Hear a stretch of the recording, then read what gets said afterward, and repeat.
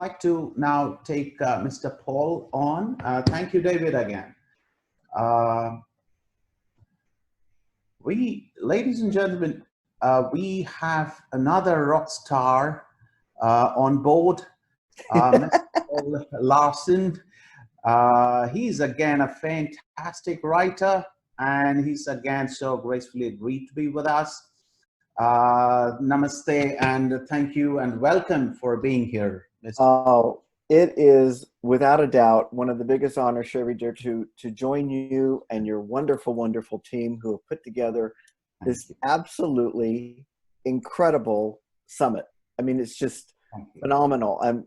As a speaker, a coach, author, as just a lifelong learner, we go to different conferences ourselves, and we embark. And I'll just have to say, this one has an energy and a vibrancy that the world needs right now.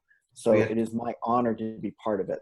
We're truly humbled, and thank you for your kind words, Paul.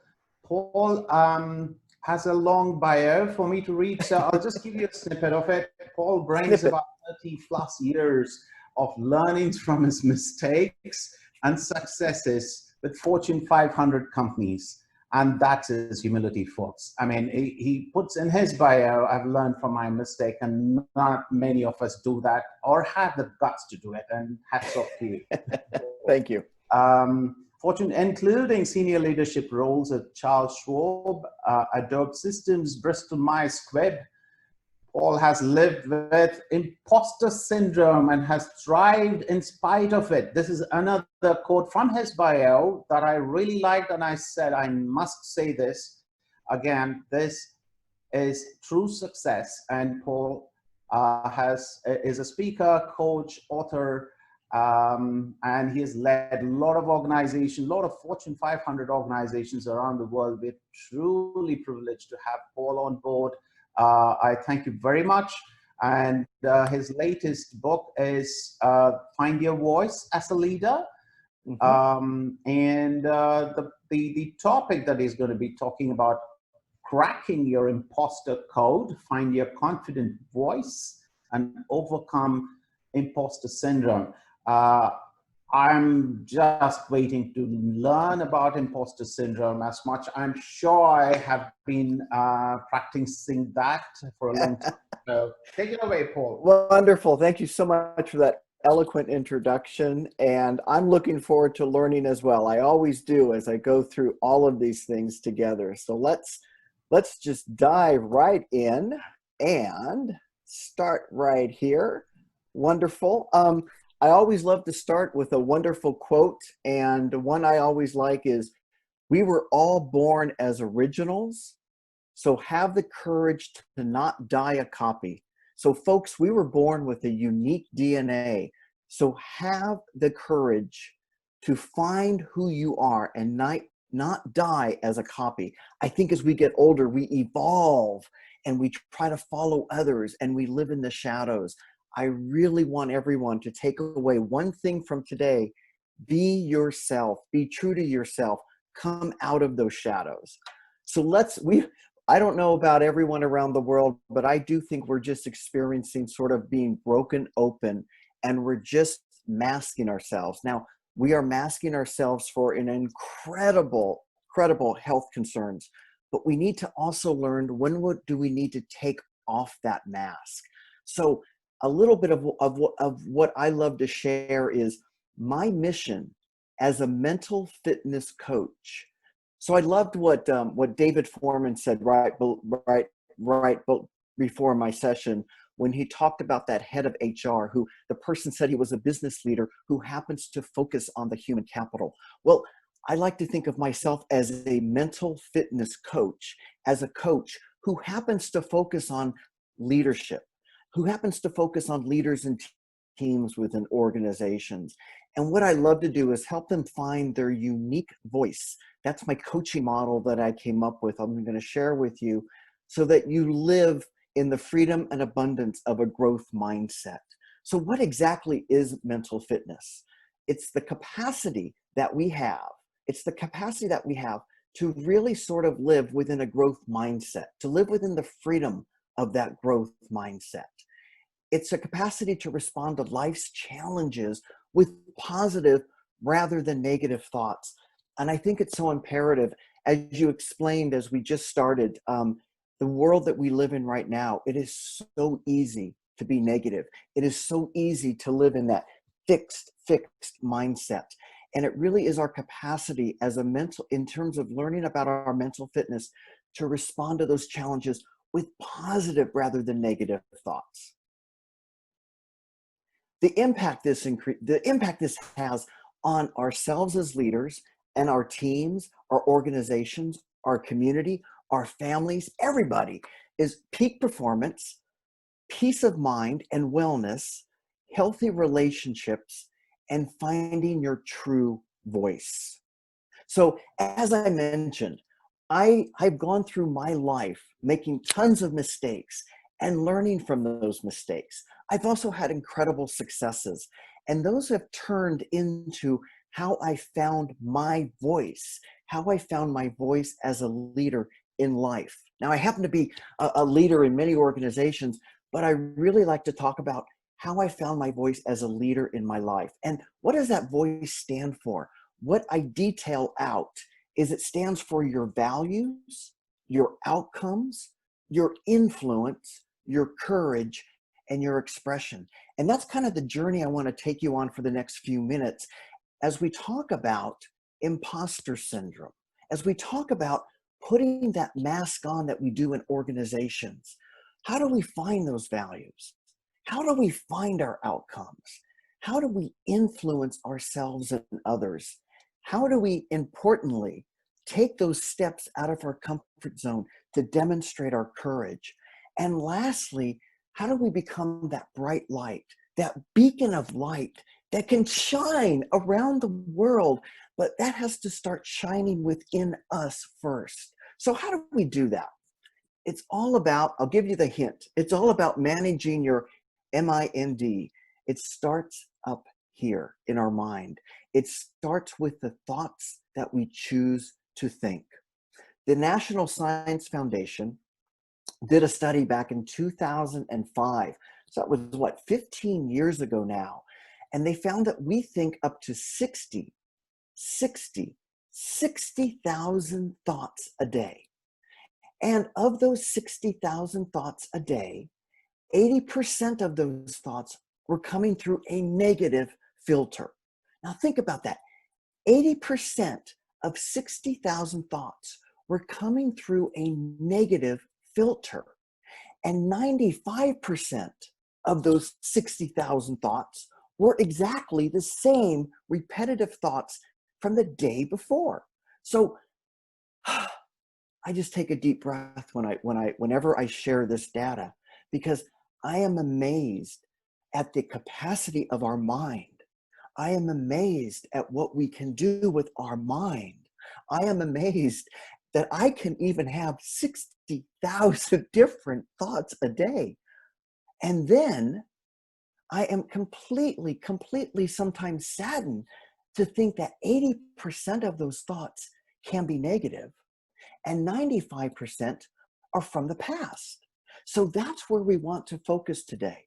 I want to focus us on, if we are so selective about the food that we eat, and we are so selective about the cars that we drive, and we are so selective about the friends that we have in our community, why aren't we selective about the thoughts that we are thinking? Why are we up? Why do we have this incredible capacity to think up to 60,000 thoughts a day, but we are letting up to 80% of those thoughts be negative, and 95% of the thoughts are from our past? And by the way, the past is an anchor. We can't be anchored to our past. We have to live in our current, and we have to move to the future. So I love this quote. If you realized how powerful your thoughts are, you would never think a negative thought.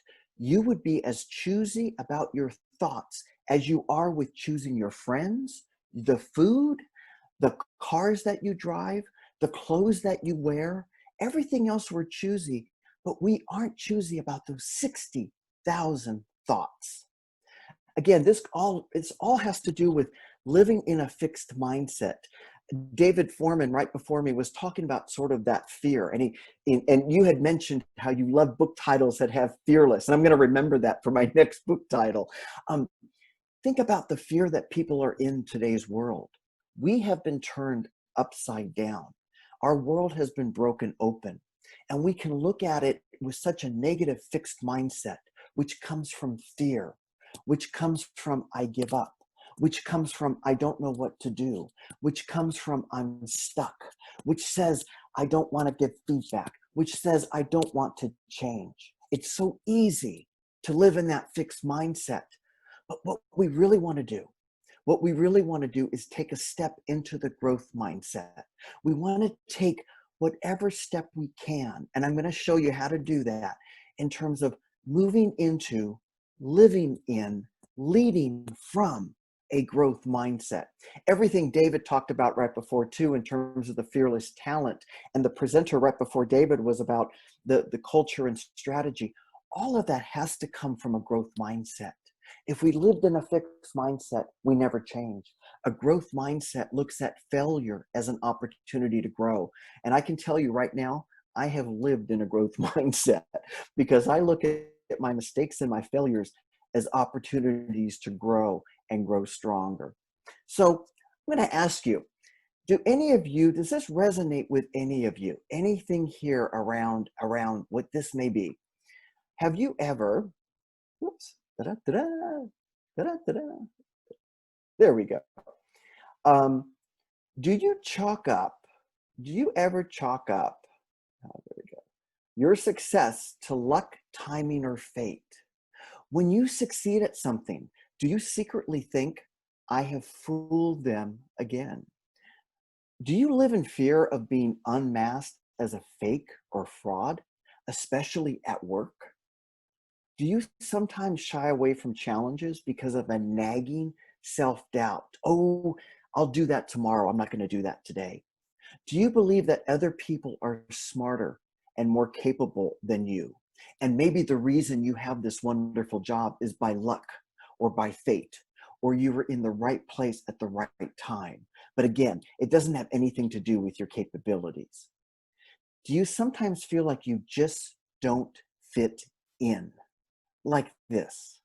Do you sometimes feel you kind of have to, hopefully nobody's going to look and find out that your whiskers are a little bit longer than another's, your eyes are a little bit wider than someone else's, that you just don't fit in, you just don't feel like you belong? If you can answer yes or maybe to any of those, feeling like a fake, feeling like a fraud, that self-doubt, the lack of confidence, not fitting in, then you have experienced imposter syndrome.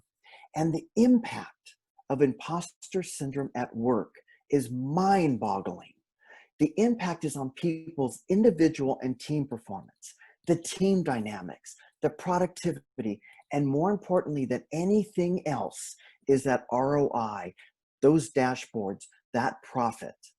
It can be a driving factor in star performers leaving a company and stalled personal development. So in other words, you could have the high potentials that I've worked with my whole life. You could have those key talent, and they actually can leave a company if they feel like they don't fit in. They also can stall. Any of us that have been in HR, any of us that have been in talent assessment and talent leadership have seen people that go up on a learning curve, and then they peak and they stall. And we sometimes wonder why. What happened to them? They were on a wonderful trajectory and then they stalled. Many times it has to do with imposter syndrome. It triggers stress, fear, anxiety, performance issues, as well as impacting and affecting relationships. And imposter syndrome is within, meaning it's a major hidden cause of disengagement. I have worked in a variety of companies my whole life. I love businesses. I love the DNA of the corporate world, but I don't see many engagement surveys, many surveys that we send out to all of our teams asking about imposter syndrome. We don't ask about that. We ask about, how's your manager doing? Does your manager meet with you? Do you have decision-making capabilities? What's the communication like? How about feedback? But I've never seen questions about imposter syndrome. And that's why it's one of the major hidden causes of disengagement at companies.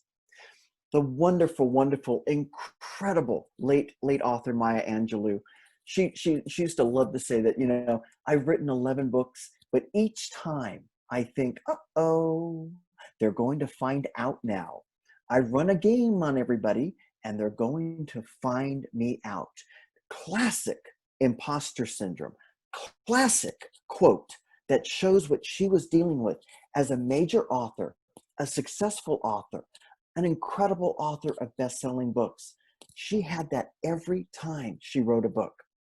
So what is imposter syndrome exactly? We kind of talked about already what the symptoms are, how it can impact organizations, the culture, the disengagement.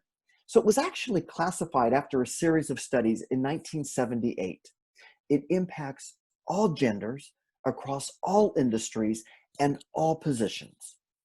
Up to 90%, 90% of high achievers.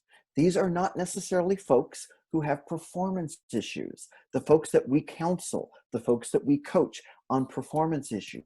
These are the high achievers. And this is why it's so imperative to understand imposter syndrome. Up to 90% of high achievers have admitted to having it at one or more points in their life. And many of us, I consider myself a high achiever. That's one of my successes amongst all my mistakes. Some of us live with imposter syndrome on a daily basis. We just understand how to dilute it. And it occurs when someone who is confident and someone who is successful convinces themselves they actually aren't good enough and fears they will be found out as a fraud and not as good as they should be, despite every type of empirical data, despite every type of external evidence that they are doing well. So it's the old cat in the astronaut suit. Self-doubt is about what you think you can do. So when we have self-doubt, it's about, can I really do that? Do I think I can actually do that? Do I have that capability? How do I actually think I can get better at a skill? That's when self-doubt can creep in. Imposter syndrome isn't just having self-doubt or a lack of confidence. The cat in the astronaut suit can still blast off to the moon, can still blast off into space. They can have the confidence to put the suit on and do that. It's the gap between who you see yourself as being and who you think you need to be in order to succeed and lead. So in other words, put yourself in that astronaut suit with the cat. You can blast off to space with some confidence. You can get rid of the self-doubt and go do it. But you may still have imposter syndrome because you think you actually need to be somebody else to be successful as an astronaut. And that's what occurs on a day-to-day basis in leadership all around the globe, all around the organizations, all over the place. So I think Robin Williams, the late Robin Williams, who was an incredibly very thoughtful and insightful man, besides being an incredible talent, when he performed as John Keating in the Dead Poets Society, his quote that says, "You must strive to find your own voice, because the longer you wait to begin, the less likely you are to find it at all." I can't tell you how many leaders I run up to in organizations. I coach, I have the honor of coaching in many organizations, and leaders who have been in organizations for decades, that they have not found their unique voice. And our imposter voice loves that, because the imposter takes over. When we don't find our unique voice, when we don't work through our unique talents and find our values, that's when our imposter comes over and we start living in those shadows. So I mentioned earlier how do I work with people and how have I found my voice? So voice is values, your outcomes, your influence, your courage, and your expression. And let me just kind of end my presentation today with my story, and sort of how I found my imposter and what I did about it. So I was a chief people officer or a chief human resource officer for one of the private equity companies of JP Morgan. It was a $3 billion company. And I found myself as head of HR. I wouldn't say that was my necessarily choice of career trajectory, but I found myself in this role. On the outside, I was that bright, shiny apple with the beautiful skin and just wanting that sort of wholesome look. But on the inside, I had eaten away at my core. I had begun to think that I was a fake. I had begun to think that I was a fraud. I had begun to think they're going to find out that I have no idea what I'm doing, and they're going to come up and tap me on the shoulder and ask me to leave. Now, the irony of this story is I was the head of human resources. The people that would be asking me to leave would be probably human resources, which was the enterprise that I was head of. So the irony shows sort of the ludicrousness of that thinking. The fact that I thought of myself as a fake or a fraud, and yet I really, really wasn't. And so what did I do about it? This is where I really took a step back and I really thought about what do I need to do to really find my voice in this particular role? I have the confidence of what I can do. I have the expertise of what I can do. I have the support of everybody. So all the evidence was pointing to my success, but I still felt empty inside. So I sat down and I said, okay, one of the first values I'm going to use in my voice is I value my teamwork. The outcome I needed to have if I was going to value teamwork is I needed to be more vulnerable and open. So I needed to leave from the fixed mindset and leave that and work into a growth mindset to be more vulnerable and open. I had to influence who? I didn't have to influence my team. I didn't have to influence my boss, who was the CEO. I didn't have to influence the board of directors. They were already supporting me. The person I had to influence in this example was myself. I then had to do a step. This is the action step. Once I determined that I really wanted to value teamwork and bring people together, and I needed to put myself out there to be more open, I needed to influence myself about how to be more vulnerable and more open. If I really wanted to influence myself and my team, I needed to listen more and talk less. That was something that was very hard for me to do because as an imposter, I worked with a perfectionist mindset. Everything had to be perfect. I also worked with the mindset is I will always talk. I will always talk over you because I don't want to have to listen to understand. I wanted to listen to reply so that I would show my knowledge, so that I would show that I actually knew what I was doing. So I knew that if I really wanted to be a true leader and a leader that was not an imposter, I needed to value the team. I needed to be more vulnerable and open to that team. I needed to influence myself about how to do that, which was by listening more, talking less. And my end goal, that expression, that beacon of light, so to speak, was to be a compassionate and competent leader. That was my trajectory on my imposter journey. This was the worksheet that I have since come up with that I use with my coaching clients. I'll be happy to submit this and give it to anyone who would like it in terms of how I cracked my imposter code.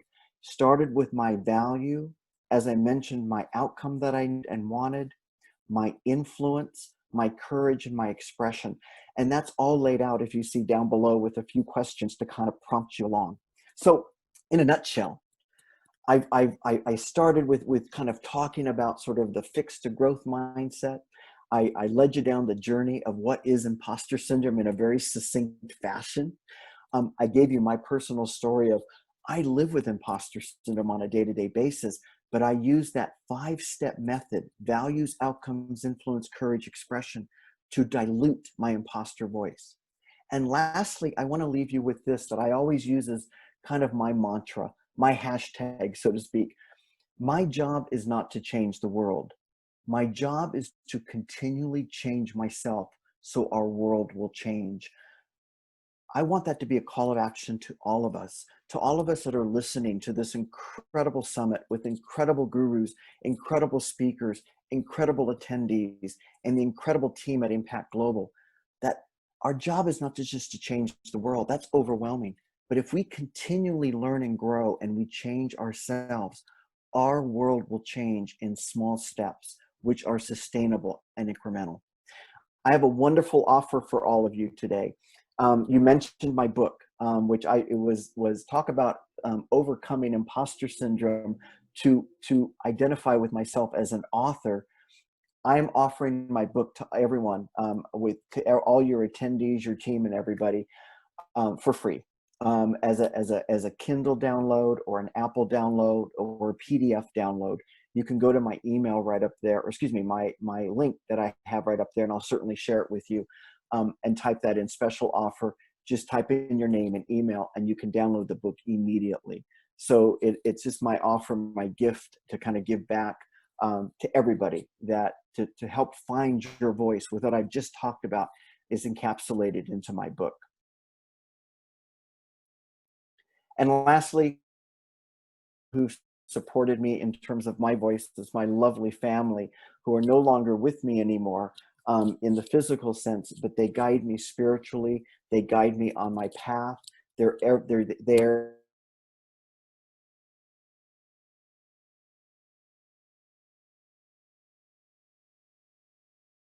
HRM Summit, all your attendees.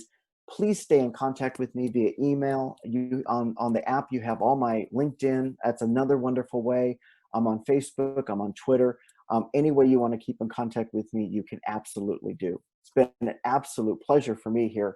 So it's just been incredible. So I'm hopefully that I didn't come off as the imposter, that you actually heard a lot about my authentic voice.